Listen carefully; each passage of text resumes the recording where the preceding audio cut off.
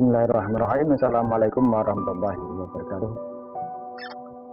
Dan alhamdulillah kesempatan ini kita bertemu pagi hari ini. Mari kita berdoa sebagai kebaikan kita masing-masing agar diberikan suatu keselamatan dan juga dibebaskan dari COVID-19 atas ridha Allah SWT. Di dalam kesempatan ini saya perkenalkan yaitu nama Ahmad Qasim, yaitu pengambil guru pendidikan agama Islam kelas 9 untuk mengisi dalam MPLS ini mengisi tentang adanya tata krama adat sopan santun yang sering disebut dengan adat etika dalam kehidupan sehari-hari di dalam lingkungan pergaulan antar manusia atau dengan istilahnya muamalah dan juga dalam sosial. Oleh karena itu, hal ini sangat penting sekali dalam kehidupan masyarakat adanya tata krama. Dan anak-anak semuanya maka perlu perhatikan dalam kehidupan kita antara pergaulan kita antara sesama dengan orang tua ataupun dengan dari yang lain itu perlu adanya suatu sopan santun yang dikenal dengan tata krama. Oleh karenanya tata krama atau ada sopan santun disering disebut dengan adat etika telah menjadi bagian hidup kita sehari-hari. Contoh suatu hal kita masih anak-anak, orang tua Anda sudah melatih Anda menerima pemberian orang tua dengan tangan kanan dan setelah diberi dari orang tua dengan ucapan terima kasih ataupun matur nuwun. Orang tua Anda juga melatih dengan Anda sendiri cara makan, minum, menyapa, memberi hormat dan berpakaian dengan baik. Lama-kelamaan dalam perilaku anak-anak semuanya menjadi suatu kebiasaan. Di dalam kebiasaan tersebut itu namanya adalah tata krama. Karena tata krama adalah kebiasaan yang lahir dalam hubungan antara manusia satu dengan yang lainnya. Hingga tata krama yang semula berlaku dalam lingkungan terbatas selama kelamaan dapat merambat ke suatu lingkungan yang lebih luas. Tata krama juga telah menjadi bagian dari pergaulan sehari-hari. Jadi dapat dimengerti dan disimpulkan bahwa tata krama adalah suatu kebiasaan sopan santun yang disepakati di dalam lingkungan pergaulan antara manusia setempat dengan satu lingkungannya. Hingga tata krama itu sendiri berasal dari dua bahasa yaitu tata dan krama. Tata berarti adat dan aturan, norma ataupun peraturan. Yang krama berarti sopan santun, kelakuan, tindakan, perbuatan. Tata krama berarti adanya adat sopan santun, kebiasaan sopan santun di dalam kehidupan sehari. Sering kita jumpai manusia dengan berbagai macam tipe orang yang penampilan seperti contoh tipe kedondong, penampilannya menarik sekali dalam berpakaian, berbicaranya, makan minumnya, berjalan dan lain sebagainya, dengan banyak adanya polesan-polesan saja, namun di dalam hatinya dikuasai oleh sifat-sifat yang tidak baik ataupun sifat-sifat majemumah yang tidak terpuji. Juga adanya egoisme, dendam, iri hati dan sebagainya. Itu merupakan suatu sifat-sifat yang tidak baik, di dalam agama juga dilarang. Oleh sebab itu dalam hal masalah sifat-sifat yang ada di dalam kehidupan manusia, yang paling baik itu adalah suatu sifat yang rendah hati, suka memaaf, suka menolong dan menghargai orang lain. Sepertinya tipe-tipe yang ada dicontohkan adalah durian Ini dalam buah sehari-hari durian, kulitnya penuh tajam, namun hatinya halus sekali, banyak mengundang simpati. Rasanya seperti itu. Kalau durian, banyak anak-anak yang suka durian, sehingga masyarakat juga adanya simpati terhadap adanya durian yang berhati emas. Ini suatu contoh, tapi durian kan terasa enak dimakan, walaupun hal yang semacam itu ada suatu ibaratnya, berbeda dengan kedondong. Kedondong kelihatannya mulus, tetapi di dalamnya adanya rasa, ya isinya seperti kasar, seperti rasa iri hati dan seterusnya. Itu tidak baik.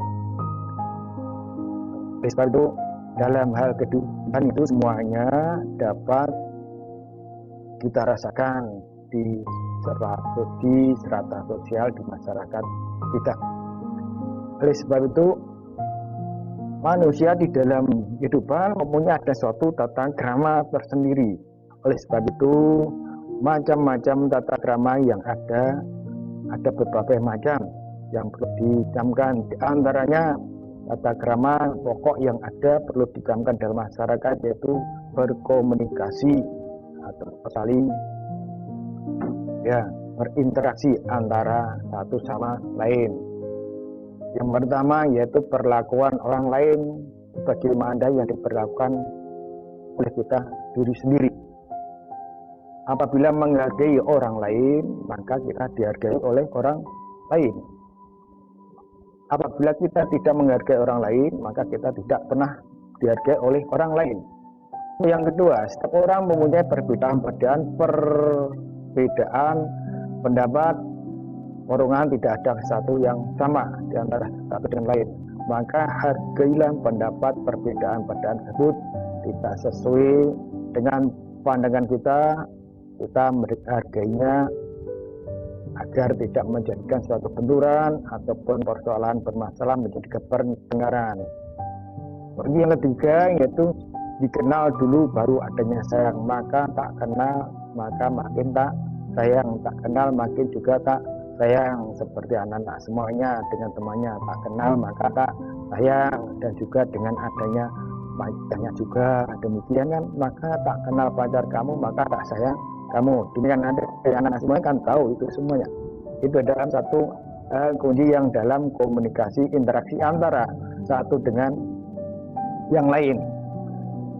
Demikian juga tata krama dalam berkenalan, juga adanya satu tata krama yang ada dalam kehidupan sehari-hari. Pertama, menyebutkan nama, berjabat tangan, saling memandang, tidak mengayun-ayunkan tangan, dan juga selalu senyum, berbicara dengan kata-kata yang baik. Itu dalam suatu tata krama dalam perkenalan di interaksi antar sesama manusia ataupun muamalah.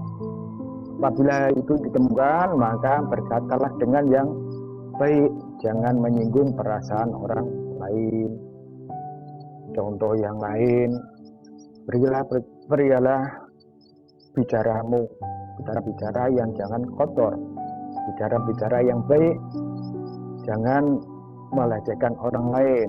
Anak-anak sekarang banyak yang melecehkan orang lain, namanya baik, Muhammad Abdullah, dia dipanggil tidak baik.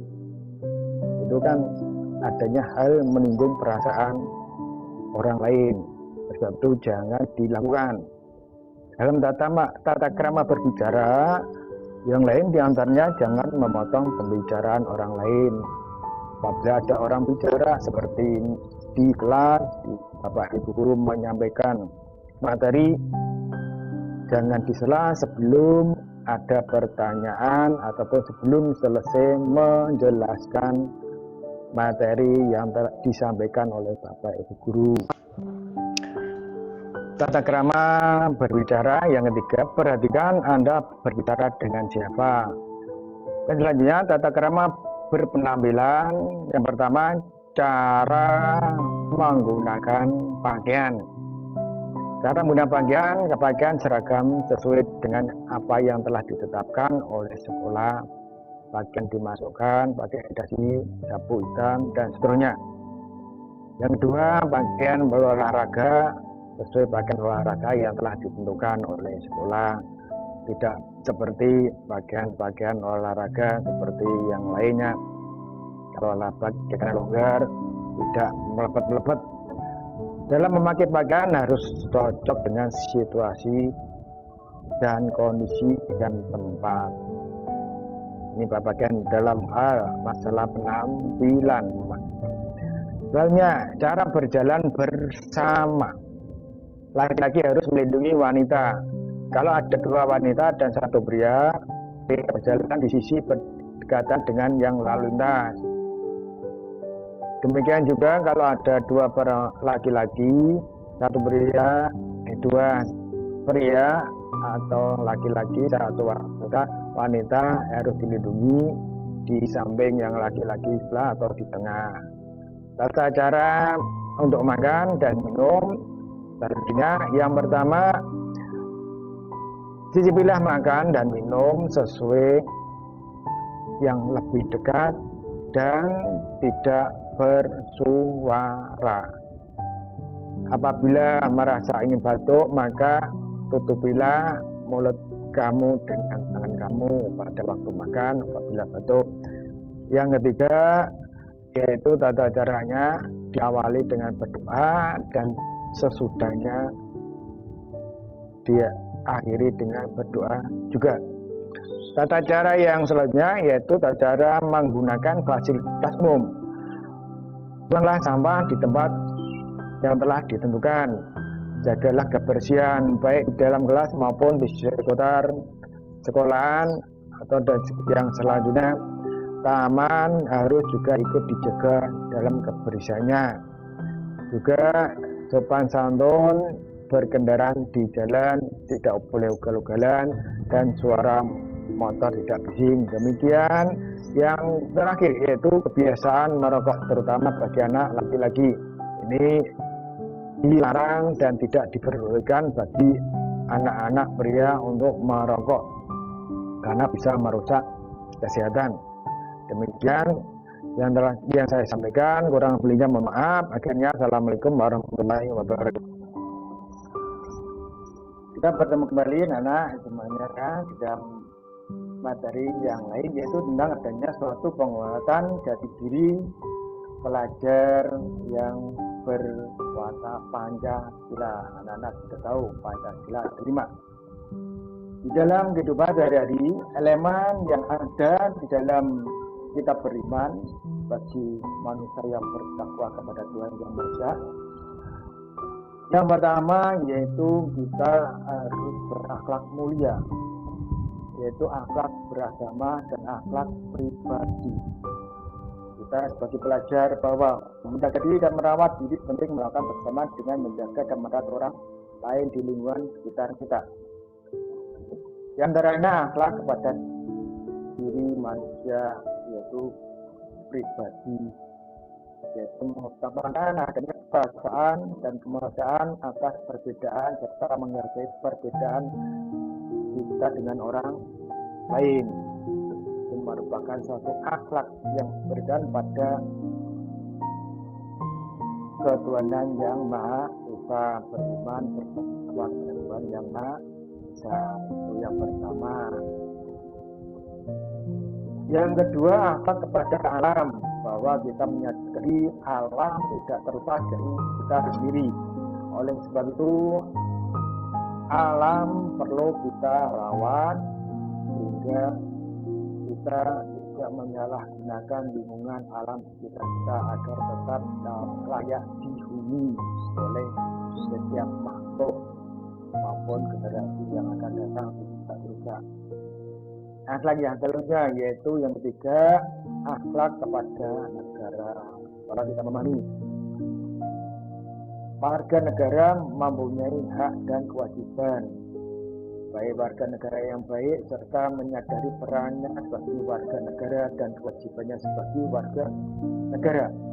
Dalam penguatan jati diri dan profil pelajar proyek Pancasila ini di dalam MOP ada yaitu halaman 35, mulai halaman 35 sampai halaman 37.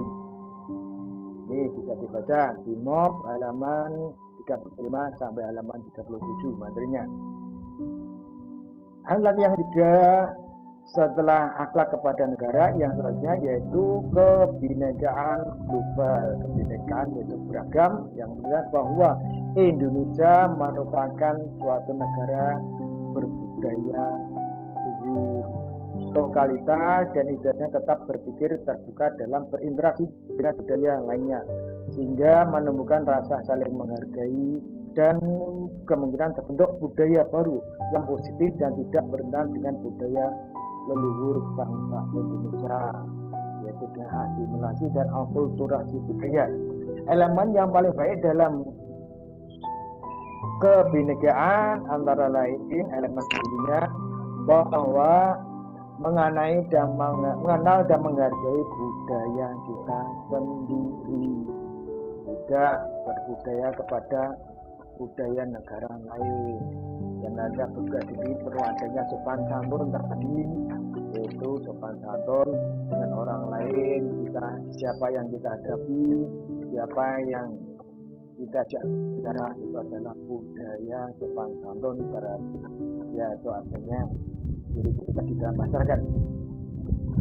Yang kedua, kemampuan komunikasi interkultur dalam berinteraksi dengan sesama, yaitu kemampuan berkomunikasi interaktif kultural dalam interaktif kultural dengan sesama, ya supaya memperhatikan tadi kita diutarakan di depan, yaitu siapa yang kita ajak bicara.